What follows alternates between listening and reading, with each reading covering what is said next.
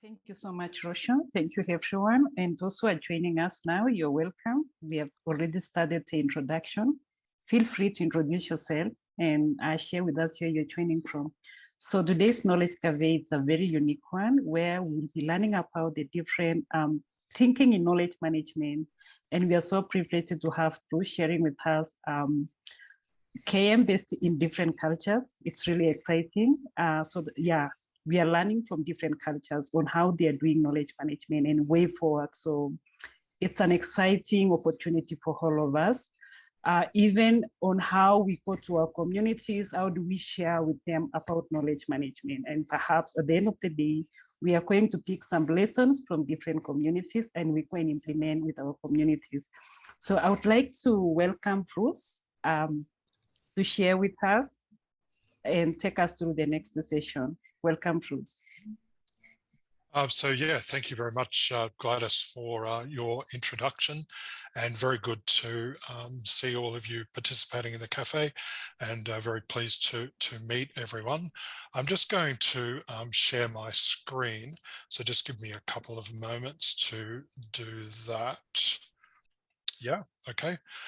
So what I'm going to be talking about today is different thinking in knowledge management, and this is based on spending around 8 years in China and coming to a realization during that time that I was trying to, I guess, preach something to people there that was actually not really a fit for their cultural approaches to managing knowledge.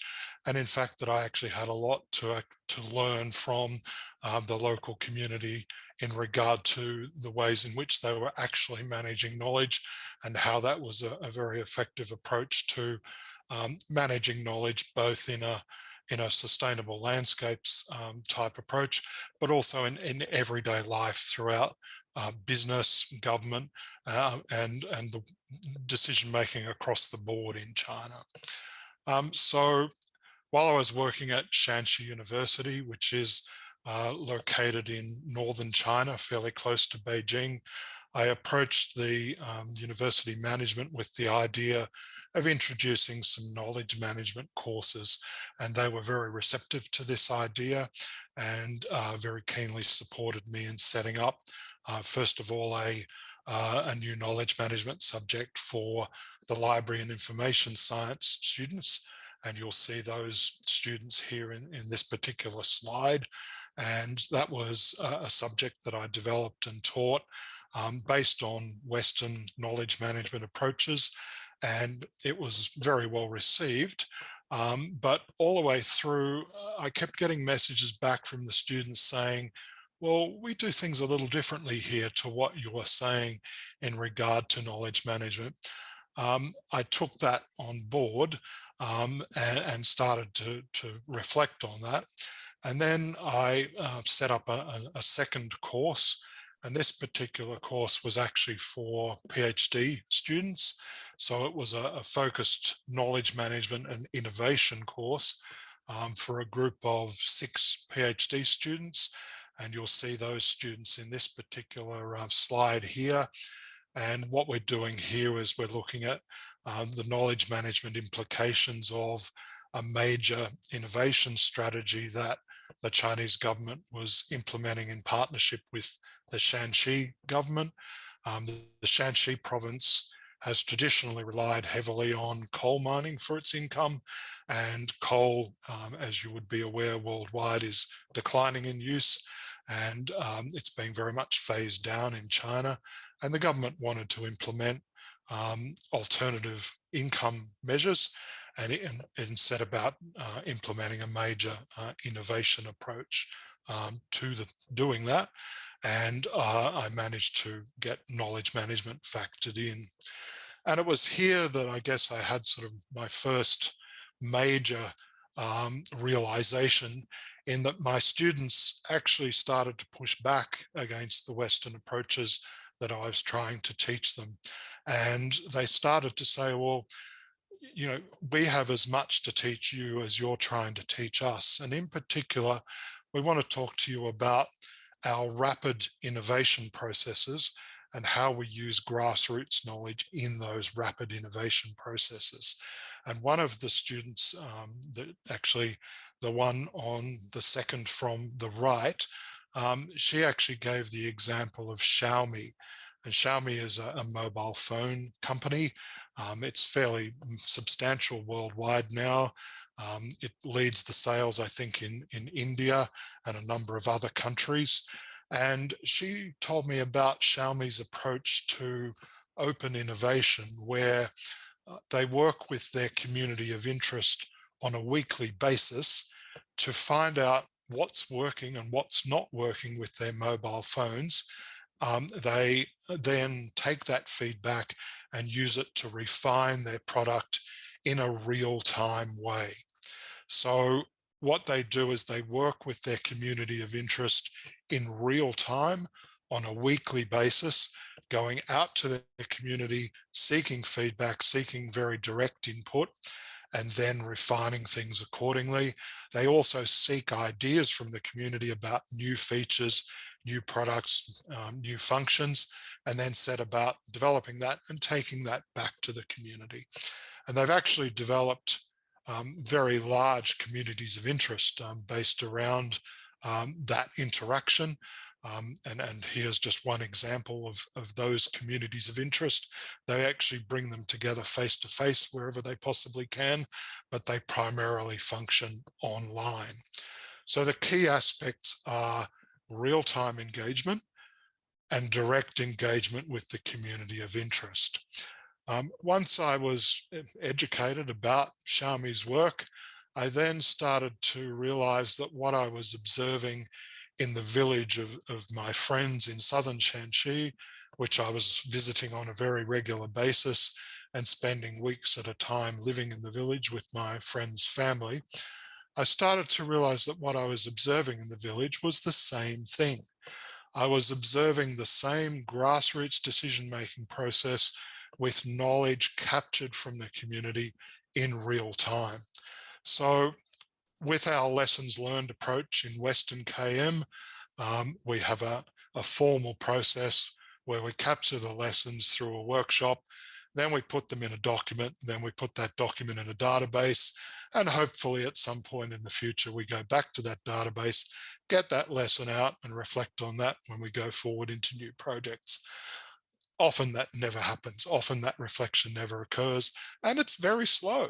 It's a very slow process.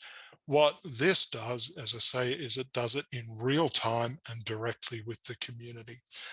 To give you a contrasting example, a number of years ago, I had a problem with another online electronics or another online digital platform being eBay. And eBay shut me out for something they accused me of doing, which I never actually did. And you know, it took me 4 years to actually get back in to eBay. 4 years of trying every possible way, and I just got stonewalled. So this engagement that Xiaomi does with its community is real time on a weekly basis. In contrast, eBay wasn't even interested in engaging with me as a customer who they had actually wronged. And eventually when I did get back in, they admitted that and apologized, but I said, well, you know, this isn't really how you work effectively with a community of interest. So going back to my friend's village, I started to realize that Xiaomi's approach was not just done in the corporate sector in China, but was done across all sectors, and in particular in government decision-making. This particular landscape here is above the village of my friends, and it's on the Laos landscape, which is a highly erodible soil type, and in the past has been severely eroded and degraded, and leading to silting of downstream waters and a loss of fertility and significant economic impacts as well. And you can see here in this photo that it's looking quite nice at this point in time. And the reason that it's looking very good is that there was a major World Bank, or 2 major World Bank projects across the Laos recovery area, which is a massive area of landscape across two major provinces of China, Shanxi and Shanxi. They're actually two different provinces, Shanxi and Shanxi, and they're adjacent, and they both have large areas of this close landscape. And what I observed was how my friend's village had been engaged in the process and how they had been empowered to actually change both their landscape management approaches and also their economic approaches so that they were reducing significantly their impact on the landscape. Notably, grazing was removed from the fragile low soils that have a very significant reduction in erosion, and family cropping was limited to very restricted areas. And you can see, if you look closely, there's corn crops towards the left of the photo in particular. So there's still some limited family cropping that occurs. But the biodiversity recovery that has happened is phenomenal. And as the area goes forward, there'll be even better outcomes. And then again, the significant aspect is that they engaged in this process, the World Bank and the Chinese government working in partnership to use the World Bank's resources and China's grassroots engagement approach to directly engage all of the communities in the decision making. So the final outcome has actually been very much determined by the community itself, and therefore it's working.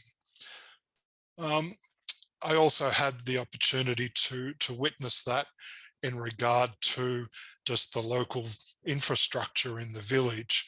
And in my time in the village, I observed this person just buzzing around, consulting with everyone, talking with everyone, and just basically being a complete live wire to the community. And this person was the village chief.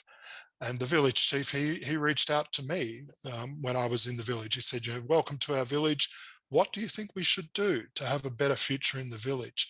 And he asked that question of the entire village community on a regular basis, daily. In fact, I observed it. He was just everywhere talking to the community. And with that information, he fed that up through the system. Through the National People's Council decision-making process system in China. You'll hear ad nauseum on the media, people tell you that China is a dictatorship, and I can tell you that it's not. It's got phenomenal grassroots engagement, decision-making from the very individual in the village, or the local community, through the village chief and right up through the National People's Council process. And again, this happens in real time. And one thing I observed is that the village theatre and all of the villages in that particular area have an outdoor theatre, like the one that you can see here, and they put on an annual gala associated with the Lantern Festival, in which the whole village is engaged for the month leading up to it. And then there's major performances, and the villagers even then compete with their galas, and there's the province and the county have prizes for the best one, and so on. The village theatre in this particular village was in a deteriorating state, and the community said to the village chief, well, look, we need resources for a new one. And within a matter of days, the village chief was able to secure those resources. And what you see here is over the next 6 months, they built this new theatre. And between the first Lantern Festival Gala I attended and actually participated in, they actually got me up on stage, which was very embarrassing, but anyway, was a lot of fun as well. And between that village gala and the next one, this village had been built. And what you see here is actually the rehearsals for the second village gala that I observed. Fortunately, they didn't ask me to participate in the second one. I only observed it. But again, this was a very real demonstration of how grassroots community concerns in the village were taken directly up to province level within a matter of days. The issue was assessed, and then the funding was dispersed, and then the village set about engaging the contractors to build the new theatre that you see here. I'd just like to now contrast that with my experiences here in Australia in terms of landscape management. Here in Australia, we have a major area called the Murray-Darling Basin, which is actually a smaller geographic area to the Loess Plateau, and it's in a very severe state of decline, with ecosystems assessed as being on the point of collapse. Yet the processes have just been abysmal in terms of effectively engaging the community in the sorts of decision making that are going to be needed to achieve long-term sustainability. So decisions are made at a high level and imposed on the community. And what you can see in this picture is the community response to that. This is angry farmers burning copies of the guide to the Murray-Darling Basin Plan that was produced by the Australian government's Murray-Darling Basin Authority. This anger was expressed just over a decade ago, and it hasn't subsided since. And since then, there's been major allegations of corruption across water allocations in the basin, and the ecological decline has further spiraled down.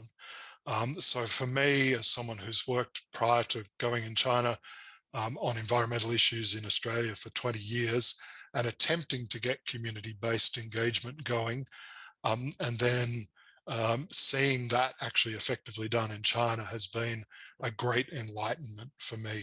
And I just wish that here in Australia, we could move away from making people angry and instead engaging those people in effective decision-making, just as I've observed in China. Just some further reading here. And after the cafe, these resources will be circulated. But at the very top there is a Beijing Review article that I wrote on my experiences with the village that I've just been talking about. The second link is the World Bank projects that I just mentioned, and there's some great videos and stories on that website about the success of that particular, those particular projects. Then there are two further videos from my colleague, Tom Walters, who's actually a Wageningen graduate some years ago, and he's been doing a lot of work for the UN in China, and he's produced a series of videos, and there's two of them here, and they talk again about exactly the same thing I observed in the village, about that real-time grassroots engagement with the community that achieves outcomes because it reflects the community's perspectives. And then the very fourth one there is an article I wrote on applying Xiaomi's rapid learning in a corporate sense to some major problems in companies, Western companies. So again, I would encourage people to look at all of these resources later, and they'll provide some further information in regard to the issues that I've raised. So the next step, and I'll pass over to Gladys, is to just raise a couple of questions based on what I've been talking about for groups to work through. So I have two further slides, and I'll wait for Gladys's signal about when to go on to those. Well, thank you so much, Bruce, for that great presentation. And I can see that many of us are really curious to know the approach. Maybe there's some few questions. Yeah, Liz, yes. There are actually three interesting questions from Arwen, Nines, and Margaret, and they all more or less move in a similar way. Nines is asking about the feedback, how you manage to get the feedback, and then Arwen is talking about the power balances. So how do you manage to engage the grassroots without with different power distribution. And then there is another question from Margaret saying if there is any recognition or specific ways to avoid power dynamics. And I wanted to add something else to this. Just a question is, do you think that this, the way you receive in China might be related to the culture?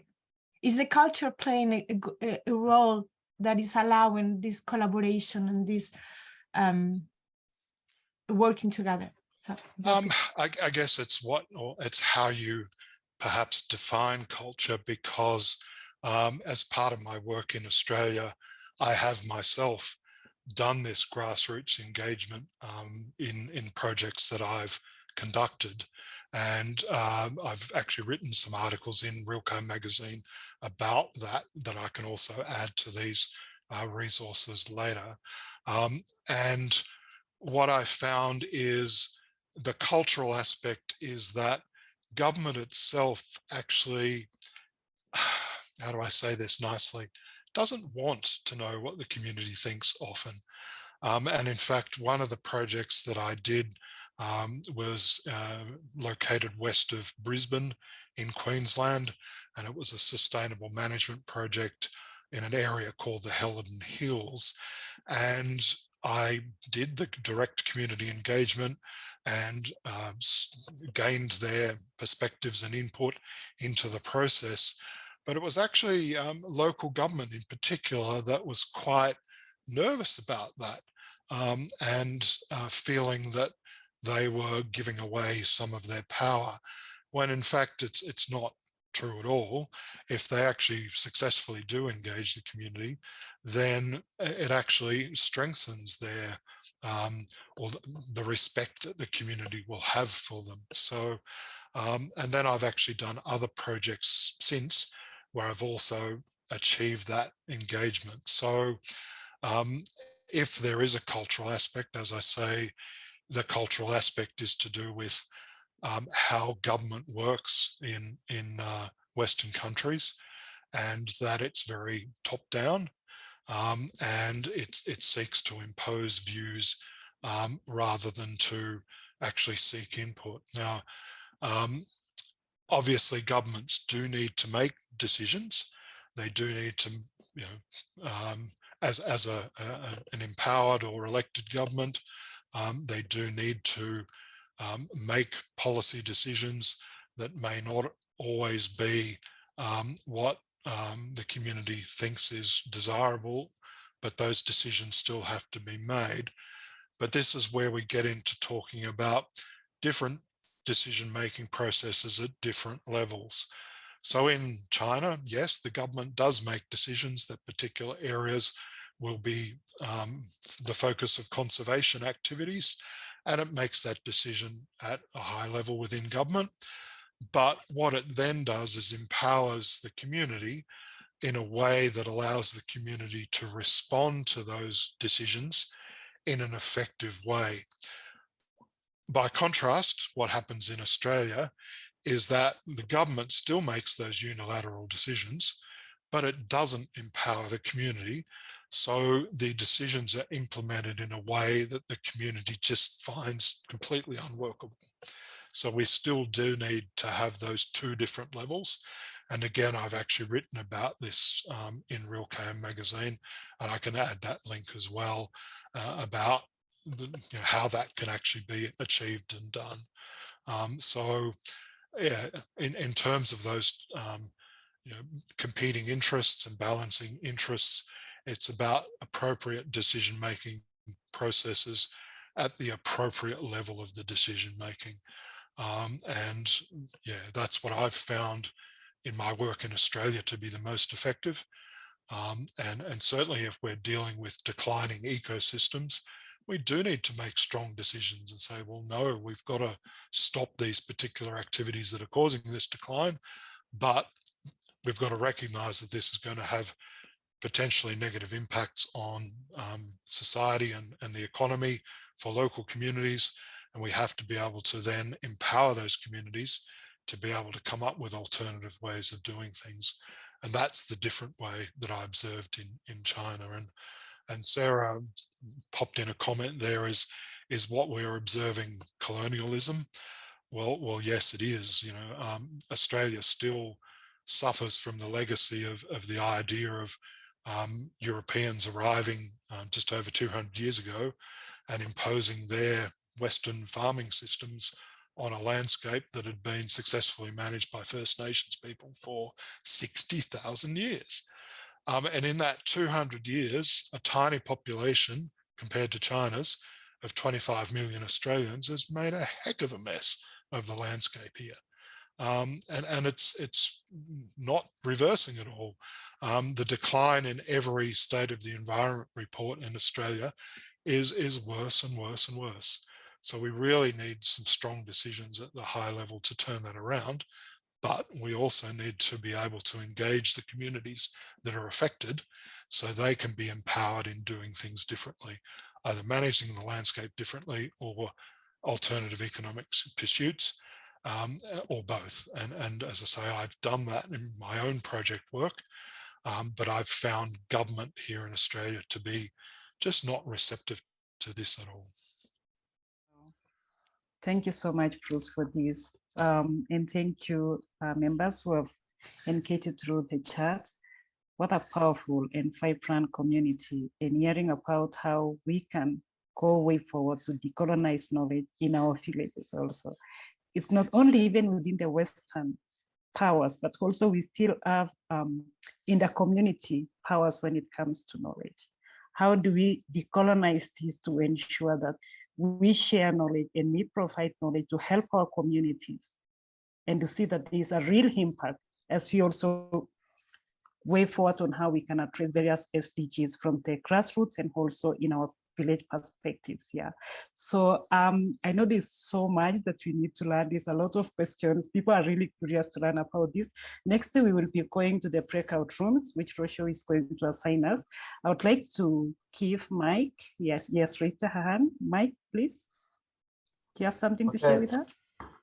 Yeah, I was just going to ask, well, firstly, I'd like to say thank you. And it was also really interesting to hear in some detail about work in development work in China, because we very few members of our community, I think, have much experience working in Asia. And obviously that is an area of massive change. And to hear a kind of respectful analysis rather than the propaganda one is very welcome. So thank you for that. I also agree, I could come up with loads of examples, and someone else has mentioned about good and bad consultation and local government in the UK. So Australia and UK cultural government model, you can agree on entirely. What I'm kind of quite interested to know is to what extent, obviously what you're talking about is a form of participative knowledge building, which has been a major factor in a trend of development thinking, of which Robert Chambers is probably the best known sort of advocate for, but has been, I think, very commonly shared going back into the 1980s at least as an approach to both to development and to knowledge sharing and knowledge building and research. And I'm just interested, and I'm sure many people in this group have a experience of trying to work that way. So I'm just interested from your point of view, whether you had been aware of that tradition of work, or works elsewhere trying to use it, and what you think the kind of similarities and differences are between what you've observed and that tradition within the development knowledge sector.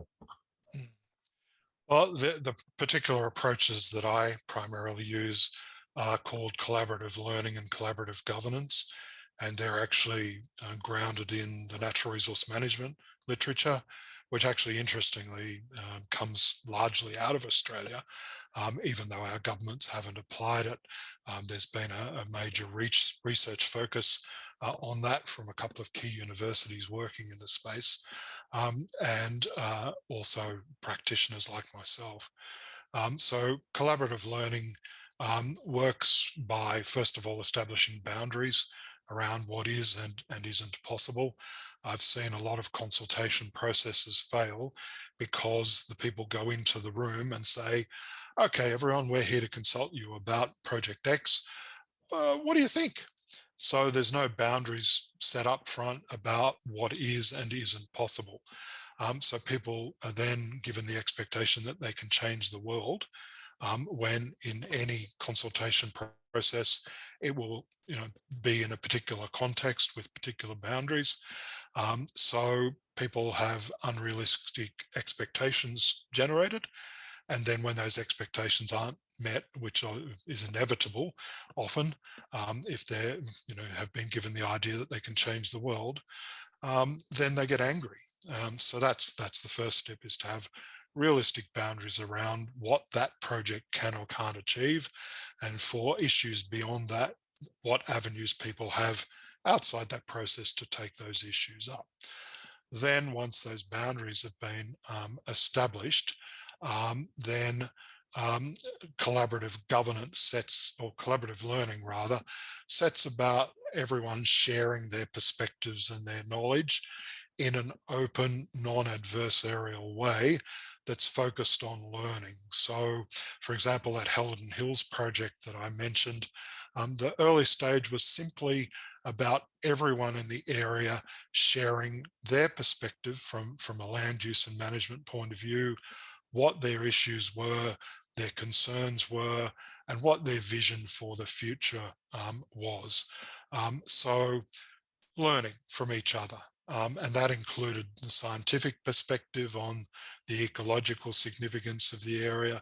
It included all of the business and economic activities of the area. It included local government perspectives, state government perspectives, Commonwealth government perspectives. It included the local community outside the area, because they had an interest in what was happening in the area as well. So allowing everyone to share their point of view and their perspectives, and then as a facilitation group, starting to tease out the key themes and the key threads, and bring together working groups focused on the key issues, and building process groups to take those particular key issues forward, again in a fully collaborative and consultative way, where those groups were working through issues of contention. And what I was feeding into the processes was lateral thinking outside the square. So where we were facing problems of A versus B, I wasn't going for compromise, I was going for solutions that looked for just different ways of doing things outside the box. And to give you an example, one of the particular issues of contention was around native plant harvesting. As an alternative economic pursuit, a lot of landholders were wild harvesting plants, and that was having a negative impact on a number of threatened species and just causing species decline in general. So rather than sort of trying to regulate it or control it, I worked with the state government, who was actually investing in alternative land uses at that point in time, to establish a new research centre at the Gatton campus of the University of Queensland, located just nearby. And this research centre was focused on native plant harvesting and development. So actually setting up infrastructure to then take that issue forward. And that's what I did with every single issue of concern and contention, was apply lateral thinking to the process, or to the issues, to come up with a way forward that allowed an innovative and a process to go forward, and an approach to go forward that wasn't a compromise, but actually took a totally new way of thinking to achieve everybody's issues of concern. So that leads then into collaborative governance, and actually setting up a local infrastructure that then takes that forward. And what I did was set up a land care group. Land care groups are a very common organisational structure in rural areas in Australia. I'm currently actually working for Land Care Australia at the moment on another project, but land care is a very major grassroots movement. And then that Landcare group was able to take all of those processes forward into the future. So I guess to sum up, it's not about rejecting anyone's point of view through the process. It's about allowing everyone to air their perspectives. And then it's not about arbitrating between perspective A or perspective B. It's about trying to think outside the square and come up with innovative solutions that achieve both ends. Now, yes, it may be, maybe you arrive at the point where you can't do that. But to be honest, I've yet to actually find that. If you think far enough outside the square and engage enough people with resources or advice or support, yeah, I've found I've been able to solve everything. So, yeah. Yeah, thank you so much, Bruce. Now I'd like to ask Kirosha to take us through to the breakout rooms, and then we will be able to share more from our cultural perspectives and what are the takeaways. So do we have a specific question? We do. So there are two questions. I'll just, again, sorry, I'll just have to, so I'll just bring up the first of those questions. So I'll just share my screen again. Okay, so the first question there is, do you know of other different knowledge management approaches from other cultures, including from First Nations cultures? Now, just to define First Nations, that's a term that's now used in Australia instead of Indigenous or traditional knowledge, which First Nations communities found offensive because those terms are white generated in Australia and were used as an othering approach by the white community towards what First Nations have now called themselves First Nations. So First Nations cultures in Australia are the people who were here prior to European settlement, who, as I said, were here for 60,000 years. You can have parallels to that in other parts of the world where colonialism has occurred. Interestingly, though, I wouldn't apply that First Nations term to China because the First Nation is still the nation. It's the nation because colonialism didn't have much of an impact. So that's what First Nations means. But yeah, so that's the question for the first breakout group. Okay, so you will have around 50 minutes and you're going to be between 4 or 5 in each group. Okay, so I'm opening the rooms and ready to go.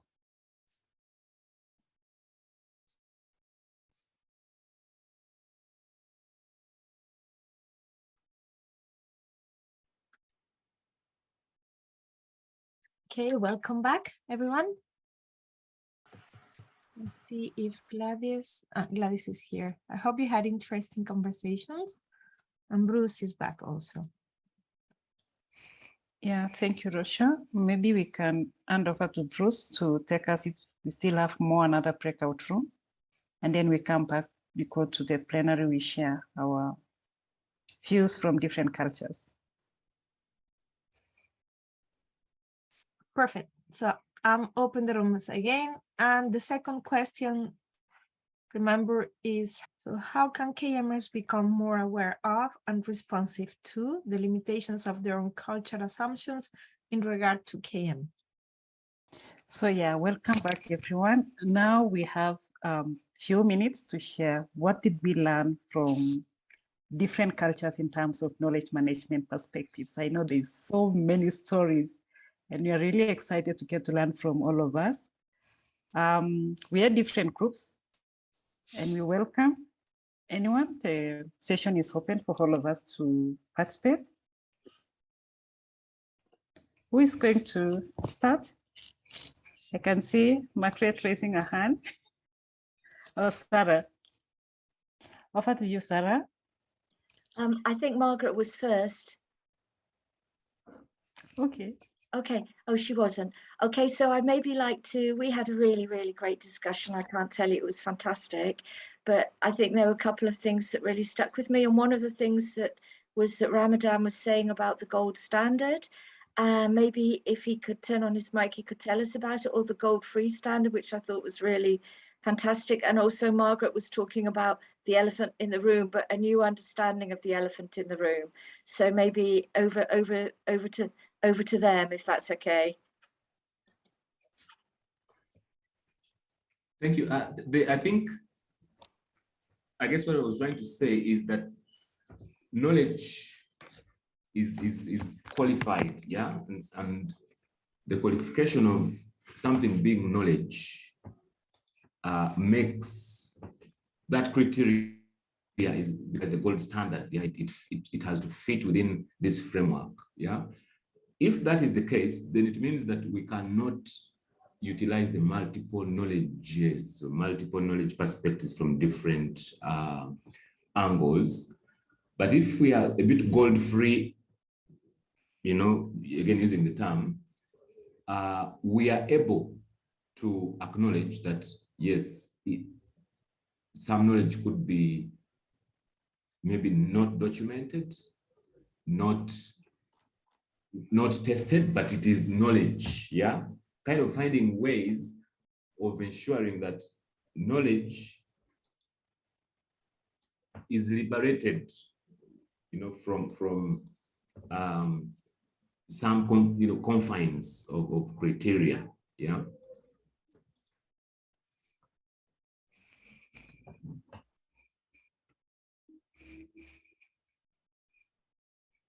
Thank you. So in our group, we sort of were talking about, in terms of the second question, we were talking, it ended up there were a whole lot of sort of systems thinkers in there, and so then we started talking about systems thinking. And one of the things is that we spoke about that systems thinking requires lots of different kinds of knowledges. That's what the system needs. It needs all these different kinds of knowledges. And one way to think about that is to get the whole elephant in the room. So some people have the perspective of the trunk, and some people have the perspective of the tail, or, you know, a lot of people are very familiar with that analogy. But to get everybody into the room, the whole system into the room, and then to create the picture of the elephant together so that everybody is sure what they are talking about, is an important way of becoming more aware and responsive to different kinds of knowledges. However, as Arwen said in our group, and I hope you don't mind me talking for you, Arwen, but that, you know, nevertheless, you know, you can facilitate the most exciting and amazing process where you get all of these voices and you have all of this fabulous, but the power dynamic still may remain despite, you know, whatever you do. And I think that's something that both Arwen and I were asking Bruce initially in our questions, like, what do you do with that power? How do you, so you have this amazing event, but how do you actually make sure that young people feel confident enough to challenge old people, you know, etc.? How do you get young people's voice in the same way as other people's, etc.? So that was what we talked about. Yeah, thank you, Margaret, for bringing that part of decolonizing the power and looking at the future, the current and future generation. And I love the leadership of km4dev. Now we have the youth leader, km4dev Youth Leadership Forum. It has given a space for the younger generation. And today we are proud of km4dev because some of us will not be where we are. We've been nurtured, we've been mentored, and we are transforming our communities, the whole nations in Africa, even wherever we are. The young, we are seeing how young people are vibrant, bringing changes to the communities, addressing issues, the current challenges that are facing various communities here. So we need more room. We need to nurture, we need to mentor the younger generation. I've seen, I loved what Nines has shared, that, yeah, she thinks that decolonization of knowledge is more important than ever. And we have started the movement. Thank you, Nines. Yeah, we are really excited. We have the upcoming km4dev channel. You will be reading a lot of contributions from different communities and practical knowledge on how many people they are tracing issues on decolonization of knowledge. There are a lot of success stories on how they have approached this, and we can follow this from one another. Krishna has shared something also about the issues on decolonization of knowledge and her perceptions, the fashions of knowledge in the room. So yeah, I'm seeing today's knowledge cafe revolves around how do we dismantle this power, and also on issues on decolonization of knowledge. And power, how do we define the power? Power is when we share our knowledge to uplift the communities that we are serving. When we share knowledge and put it into action to benefit the whole society. Is there anyone who would like to share with us as we keep on checking what is in the chats? What stood out from your breakout rooms? Yes, Nines, over to you. It's funny, when we were talking, the one example that came to mind, you know, the movie Avatar, when they were, the indigenous people had this tree of life. And then what did the Western world do? They tore the community apart, and they just took it for themselves, and they wanted to take it for themselves. So I wonder, sometimes it is more important to keep them preserved and even hidden, because the Western world just trashes it and just uses it because of greed and because of material wealth. And it's a bit shameful on the other hand. So in a way, decolonization is good, because that way everybody knows what's out there and what could be possible to help our current problems. But at the same time, it also has to be regulated. As you say, governance is important, because there are things that are better kept preserved as is, and they're meant to do certain things and not abused or exploited by, sad to say, the Western world. So maybe not just the Western world, maybe the Asian world or the other worlds. So anyway, that's what came to mind when at the end of the movie they all just destroyed this tree. So that's what came to mind. Thanks. Thank you, Nines. Yeah, Gladys, maybe I can say something as well. Over to you, Zach. Okay, so just going on the two discussions that we had, there's so many things that are coming up, as you said, with power differentials, and especially when you look at the restricted rights, when you feel like I have these opinions about knowledge management or sharing my knowledge, but how do I feel confident enough to share this and in the different forums that are available? And when you look at some of the forums that we have in terms of the knowledge cafe, it's very interesting to see how organizations like 3M that are very ahead in terms of knowledge sharing and knowledge capturing, and the innovation that can come from even the person who feels most timid. How do I feel comfortable to say, these are the assumptions that I have, but how do I feel confident enough to say, hey, these are my assumptions, or this is the limitations that I have, but I still want my voice to be heard. So we need to have like a well-structured way of making the knowledge cafe be free, but as well as you put it in such a way that you give opportunity to those who in other aspects feel voiceless, but they can have their view brought to the forefront. So that's what I've learned from today's sessions, and just putting together, learning about how, Margaret talked about the elephant, the different, I at some point I might feel like I'm the trunk and I'm the most important person in the room in terms of my view, because I bring in the food or the water or this, but maybe the tail has a function. Maybe you are the tail at every conversation, but how do you feel confident that I don't need to be the trunk, but I offer value to the whole elephant? So thank you for that analogy as well. Thank you so much, Zach, for bringing this. Krishna, you're welcome. Share with us. Thanks. No, there was just some thoughts that were coming to me as I was listening to Zach. It's a social process we are dealing with, is that you know, when we look at we think of the different parts of the elephant, and each one thinking they're more important. And then what Nina has talked about, the need to preserve or to conservation of knowledge. And I think I want to bring in this concept of context. So knowledge is always contextualized, and I think what we need to preserve is the knowledge in the context, and both have to be shared at the same time, so people understand the perspective that people have. So just like we live in a society where, you know, there were many kingdoms, we can accept that you're a king in your own kingdom, just like you might have your thoughts in your own brain, but we respect the fact that you feel you're important because of that. And that helps us sort of, well, whether it's building the trust. Trust doesn't mean that you have to understand each other and you have to love each other, but you trust each other. Say, okay, I know why you think that way. I understand why I feel that way. But as long as we understand each other, there is still a way to work together. And then the other thought that came to my mind is that whatever we are doing in terms of knowledge management, there seems to be this kind of ingrained role of facilitation in there. We are always trying to find the common grounds, the common threads. And, you know, so a lot of people who are in km4dev, for example, are also good facilitators.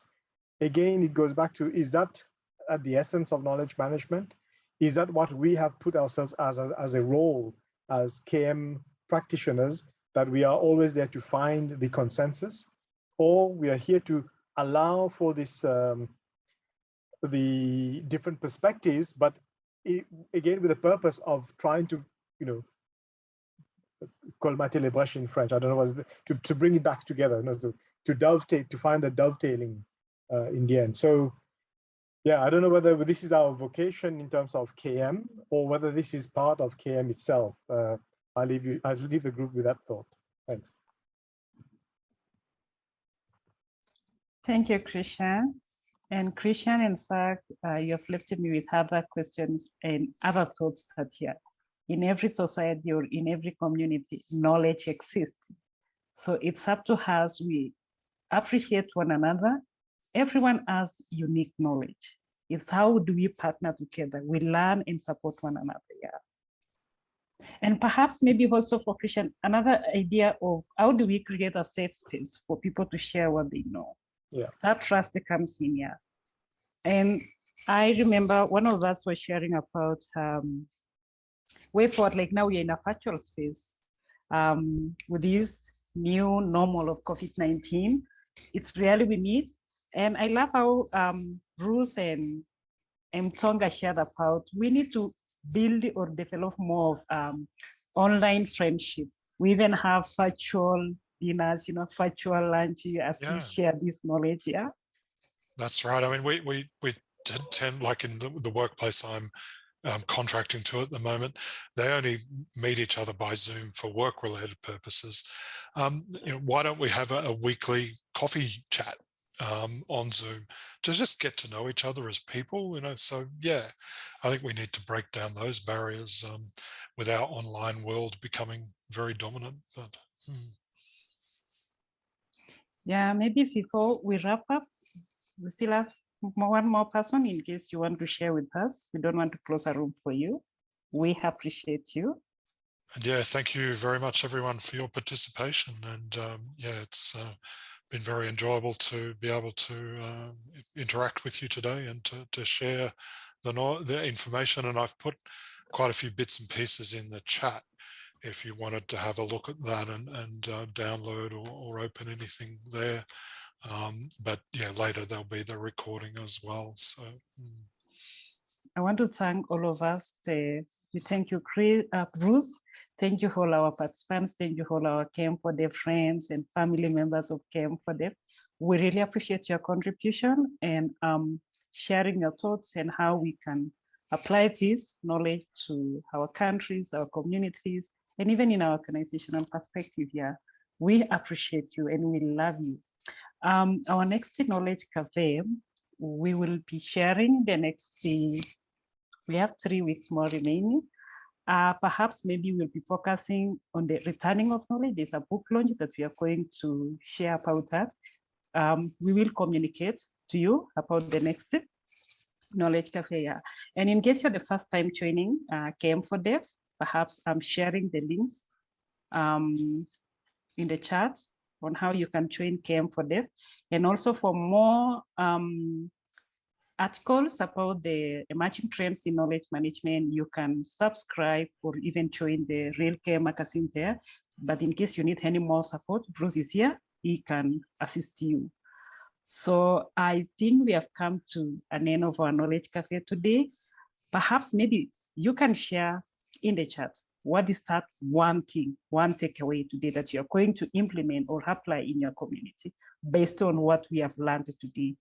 Or what is that one thing you learned from another community that you're going to apply? Feel free to share as we close our session today. And after that, we still have more 5 minutes or 4 minutes to hang around. You join us for lunch, you join us for coffee, you join us for dinner. Thank you, everyone. Thanks, everyone. Thanks, everyone.